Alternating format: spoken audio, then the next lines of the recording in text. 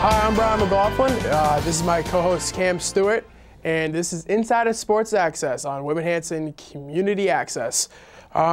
We are a brand new sports show, and we would like to introduce ourselves. Cam, you just want to give a little insight to the viewers of who you are?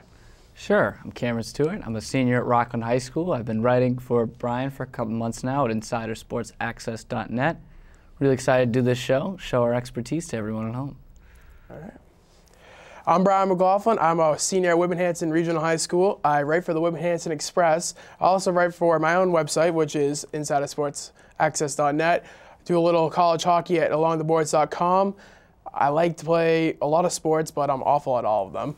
And I think this is going to be a great show. We're glad to have you guys here. So let's dive in. Today we're going to be talking about the Hoop Hall Classic, a basketball tournament in Springfield, Massachusetts.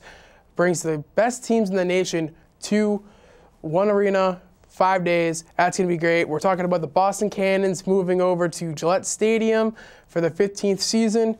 We're going to be talking about the national championship for college football and the first ever college football playoff and in the playoff system earlier this year. We're also going to be talking a little bit about the AFC championship and the Patriots throughout the playoffs. So I think it's going to be a great show. Cam, let's kick it off. All right, sounds good. So we're going to start with the Hoop Hall Classic. And for those of you who don't know about it, as Brian said, it's going to take place in Springfield over this weekend. And it really is a heck of a tournament, isn't it, Brian? Yeah, it's a great tournament. I attended the event last year, 5 days, Thursday through Monday. You get the best basketball teams in the country. You know, it's a stellar lineup. I have it right up here in front of me. You know, Thursday you get the MIAA Day, the Men's Day, where you get all 8 Massachusetts teams. I would say the best matchup of the week is definitely going to be, for that day, Springfield Central versus Springfield Putnam. Putnam being the 2-time defending Division I state champion Massachusetts. And really they're on their way to a third, I would believe. So you just want to give a little insight on them? Well, from those of you who lived in Massachusetts and paid attention the past 2 years, you're not shocked to hear that Putnam's a pretty darn good team. They were undefeated last year, #1 throughout the season on ESPN Boston. And as Brian said, looking for a third straight. I think they're a very potent team, and I really do think they could be victorious at the DCU Center again. Central, on the other hand, team that could give Putnam a run for their money. They know them like the back of their hand.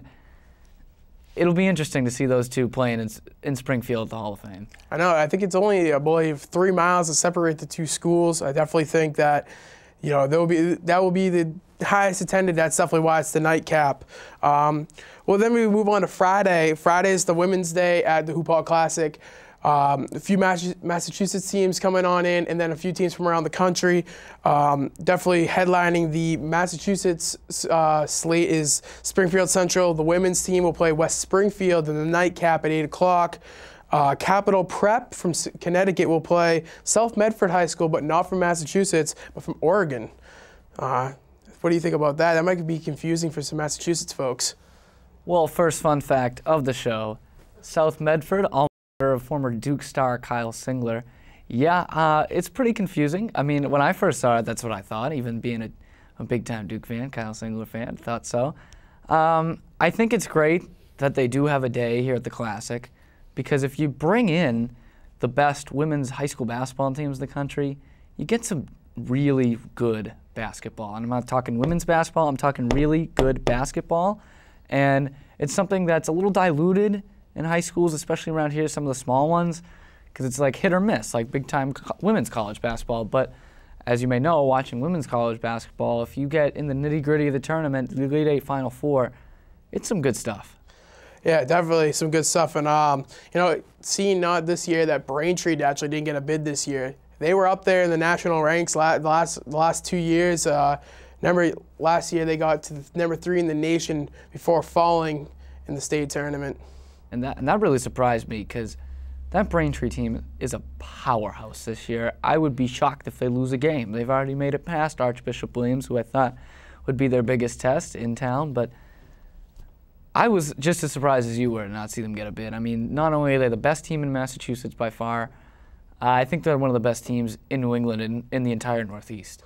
Yeah, that's for sure, especially like last year they knocked off #1 Mater Dei at the Hoop Hall Classic. Probably one of the best tournament games of the whole weekend, men's or women's.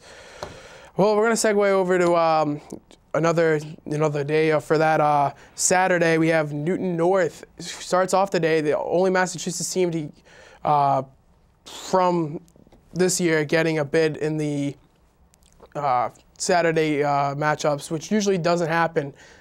This year was the first year that they decided to give Massachusetts teams an ability to get into the Classic.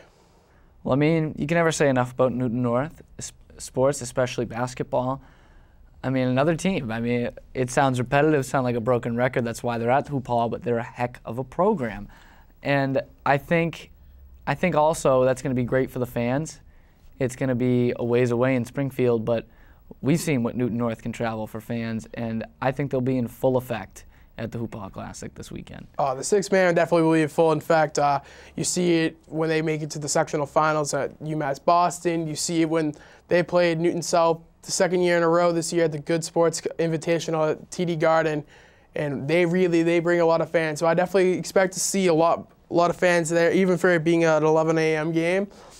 They're a team that you should definitely watch out for to give Putnam a run for their money come if they both meet up at DCU this year.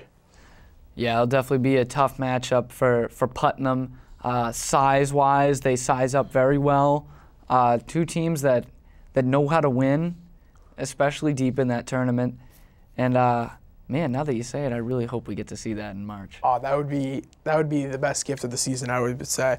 Other teams highlighting that day will be Findlay Prep from Las Vegas and Simeon Prep from Chicago. Both teams that have a really good track record with recruits and with some NBA, little Kobe Bryant action. Little Derrick Rose, Simeon Career Academy is another one of those teams, best in the country right around there, and in that hotbed of high school basketball in Chicago. Those are two teams that are another one interesting matchups. I think Simeon overall is more talented, I think, but Findlay Prep very well coached. They're up there every year, whereas Simeon the past couple years, it's been hit or miss with them in the rankings, but Findlay Prep's been consistently top 5. And I think that's the most interesting team in this tournament, considering Findlay Prep isn't even a school. It is a basketball program, and most of the kids do go to the high school in town. But I don't know. I've just always thought that's very interesting. Yeah, a little bit about for Simeon though this year. I think that they have a chance to outpower Whitney Young, who definitely highlighted the last year with Okafor, and definitely won the city championship against Simeon. I definitely think that Simeon getting a bid this year, will definitely be good for their program, good to play a solid team. So I think that will definitely be good. Then we go to Sunday. Sunday, there's a really good matchup. The first game of the morning is Brewster Academy and Montverde Academy. Montverde Academy is the defending mythical national champion, as there is no true national championship for high school basketball, but it is based off of the USA Today rankings and in conjunction with ESPN. That game will feature 7 players from the ESPN 2015 Top 100, which is the top 100 seniors in the class. So I definitely think that game is one of the most underestimated games of the tournament. Definitely going to be one of the funnest to watch. Unfortunately, it's not on ESPN. But if you have the ability to take the drive out to Springfield, that's the one game that you're going to want to see this week. And another thing about that game, Montverde Academy, Ben Simmons, #1 player in the country on that ESPN Top 100, shocked a lot of us by committing to LSU. Not a big-time power in the SEC, and he is a special player to watch. So I do encourage, since it's not going to be on ESPN, if you can get down there, he's one heck of a player. Yeah, another big matchup for that day is Our Saving New American from New York. We'll be playing Huntington Prep. Huntington Prep every year seems to have a great squad. Another great matchup at 5 o'clock will be the Northfield Mount Herman School, the defending national champion from 2 years ago. We'll be playing Tilton Academy. Tilton Academy has a long track record of being a great prep school on your way to college.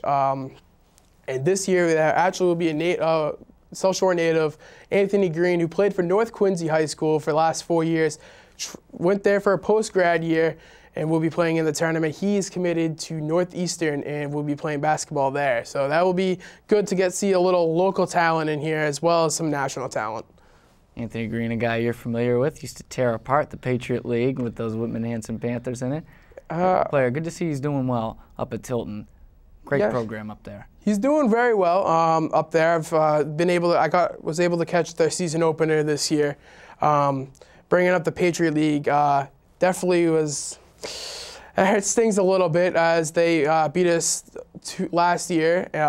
Whitman-Hanson, as I should say. Whitman-Hanson did beat them 2 years ago and 3 years ago, so that will definitely be a good matchup. I'll be familiar with you. Yeah.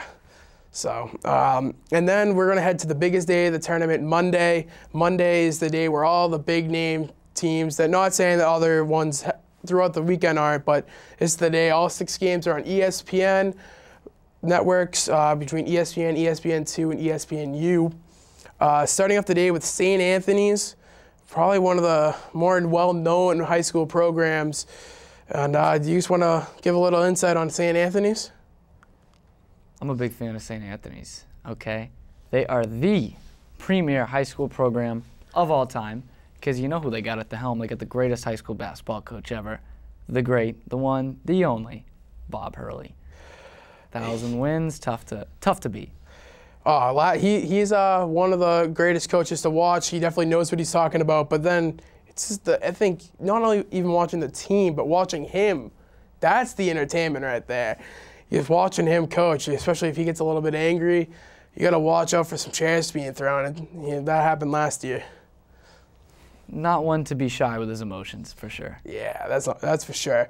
Another big matchup coming up through the day is Oak Hill Academy will playing Villa Angelo St. Joseph. Wow, that's a tongue twister. Yeah. Oak Hill is definitely the signature high school basketball program with a laundry list of great recruits, NBA players, college players.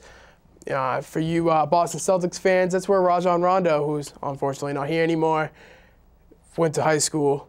Carmelo Anthony, another. Durant. Yeah, you could go on and on. You could play an all-star game just with the two. Yeah, another great matchup, and I may have just ranted about St. Anthony a little bit, but Brian's right. Right now, in the 21st century, especially these past couple of years, it's Oak Hill or nothing.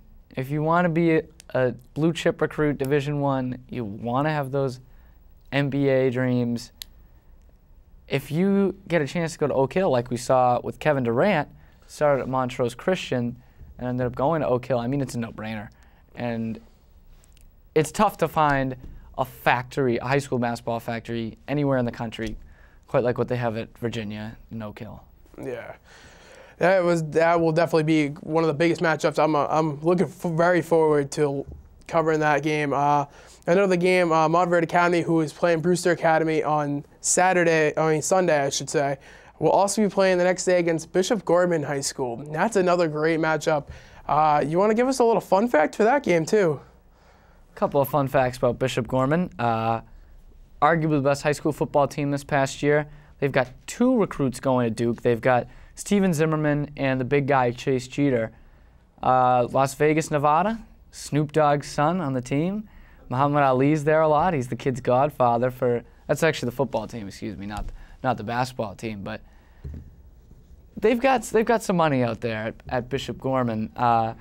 They got this brand new football facility named after the great Ralph Engelstad, former goaltender at the University of North Dakota. And they can play a little basketball too. I like the hockey reference in there. He knows where I'm at, where I stand for hockey. Go hockey. So I think for the Hoop Ball Classic, you got a lot of great matchups, a lot of great players. If you have the chance again to get down to Springfield, definitely it's worth the drive. It's worth the price of admission just for one game. You get in for the whole day. So definitely go watch the tournament. It'll be I will guarantee you it'll be a great night. So I think we're going to transition a little bit. I want to talk about the Boston Cannons moving over to Gillette Stadium for their 15th anniversary season. Well, yeah, as you're going to learn very quickly, me and Brian are big lacrosse guys. Pro lacrosse is really unlike any other pro sport out there. I mean, it's just these guys just playing for the game. I mean, they're not making real professional athlete money, most of them, but they're playing indoor in the winter, they're playing outdoor in the summer, they're doing what they love, and I mean, that's a life you want to live. And especially here with the Cannons in Boston, they get one of the best followings in the entire MLL, and I think this is going to be a positive for the Cannons moving to Gillette. I think so too. I think 15th season is a flagship franchise with headquarters and league offices also being in Boston. I believe that with a team that had a mediocre year, you have a little down in attendance. I definitely think that that's going to be a drawing point in Gillette Stadium instead of being at Harvard. And then for god awful, I hate. You'll see that I'm not a fan of Harvard Stadium. I'm a fan of Nickerson. Seats. No, not at all. Just the concrete. Yeah, not a big fan of the concrete benches. Yeah. So I think definitely Gillette, a premier place for any sport, will definitely be a great fit for the Cannons. As Cam alluded to, it is not a full-time league. If you did not know, Major League Lacrosse, most of the guys are, not, like he said, not making the big-time bucks, not getting those $100 million 4-year contracts that you see, something outrageous like that. A lot of the players have jobs. Some of them are working at McDonald's, as you can see with former players. But also a lot of them work within the game, either having their own lacrosse club programs, working for companies like Warrior. It's a community. A small knit community is definitely, look, that's what lacrosse is. And Cam, you being a lacrosse player, you would know. Yeah, I mean, it's a bunch of guys who know the sport's being underappreciated, and they're sort of banding together. And as you talked about the money, now former Boston Cannon, Paul Rabel, first guy to even make $1 million in the MLL, And I just think this is nothing but positives. And as you said, they're working in the game. I mean, guys are playing indoor, missing the first couple games of outdoor. Guys are coaching, assisting their alma maters and missing some games. I mean, they're paying it forward in any way you can in this sport. And this move to Gillette, I just see no negatives in it. And it's definitely more accessible for the Massachusetts lacrosse player who, let's be honest, is living in the suburbs. They're not living in Cambridge. They're not living in East Boston. This is much more accessible for them. It's not Boston, which I think really helps the Cannons accessibility-wise. And another thing I'm interested to see with this is when they've had the Final Four for the NCAA at Gillette, they've had a lot of the fan zone, fan fests, and you can see if you went to the games the past couple of years at Harvard, they've been trying to do that. There's just not that much space. Now, I wouldn't be surprised if you see people tailgating. Saw that at the NCAA championships. It just provides a much better atmosphere for the team, for the sport, for the league. Again, no negatives in this. Yeah, you alluded to talking about the NCAA championships. They hosted the championships in 3 different years, 2008, 2009, and 2012 at Gillette Stadium. All 3 years broke the previous year's record, and they hold in 2012 the record by selling out Gillette Stadium for the championship. Definitely, for lacrosse, it's definitely a big time for that. So I'm excited to see how it looks this upcoming year. I definitely think that it'll be great to see. But I think it's time to transition over to some football, if you don't mind me saying. I don't think it's ever a bad time to transition into football, Brian. So we're going to talk about the Patriots. Now, as you know, viewers at home, that Patriots will be playing this upcoming weekend against the Colts in the AFC Championship. But we're going to talk a little bit about how they got there against the Ravens. Cam? They don't ask how, they ask how many. Not a pretty win, definitely not. But the Patriots did all the things they needed to do to win that game. They had one of their worst defensive performances all season, I think. They refused to run the ball. 0 handoffs in the second half. 13 run formations for the whole game. 3 kneel downs at the end of the game.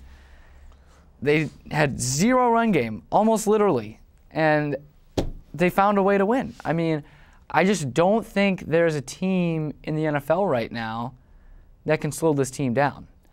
The Ravens have given them fits all the time. I mean, we've been hearing about it all this past week. I don't think the Colts are much of a threat, is what I'm trying to say. Yeah. The Colts, they're a great football team. You can't argue that, but I don't think that they're going to really have a chance to take down the Patriots. I think the Patriots find themselves boarding up the plane to go to the Super Bowl, where they could either be playing the Packers or Seattle. I'd be afraid to play Seattle if we make it that far. Yeah, Seattle, that physical defense, the Legion of Boom. I'm not too worried about the cornerbacks. I don't think Sherman's had his best year, but definitely Earl Thomas and Cam Chancellor are a bit more of a problem at the safety position. They're just a physical defense like the Ravens, but you saw what the Patriots did against the Ravens. And as far as the Packers go, it's almost like that thing in baseball where how your pitcher does the second time around the order. I'd be interested to see how in the Belichick era, how good the Patriots have been the second time they've played a team in the same season. They didn't play their best game in Green Bay. In Green Bay, I may add. I just think this is the Patriots team that takes them over the hump. I think they know how to win. They know what to do.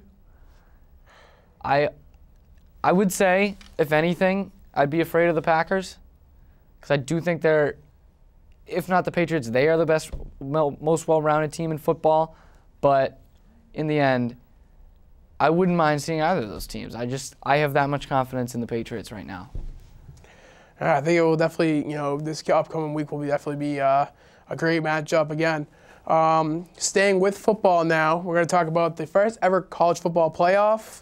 I love the system of having 4 teams in actual playoff and getting rid of the BCS system, which was, frankly, unfair, awful, and outright just disturbing, I would say. Like that's how I'd put it. Cam, talk about, I know your Baylor got left out this year. But and that's my first problem is the Big 12 conference. They really screwed themselves here. I mean, you're going to hear, and we've heard the past month, we're going to hear the next until, next year, we're going to hear about how TCU should have been in it. TCU should have been the national champs. Well, if your conference had been able to pick one true winner, which, sorry, Fort Worth, wouldn't have been you, I thought they would have definitely got in. But the college football playoff this year proves absolutely why you wanted it. Ohio State sneaks in, maybe not even should have been in. They take on Alabama, they beat them. They take on Oregon, and quite frankly, they shellacked them. And a third-string quarterback, I think it's one of the most impressive national championship teams ever in any sport. Yeah, it was definitely a great matchup. Now, Cam, we only have a few minutes left. Sorry, fans. I know you've probably been really into the show, but Cam, you just want to give us a little, final little wrap-up of the show and all that tonight?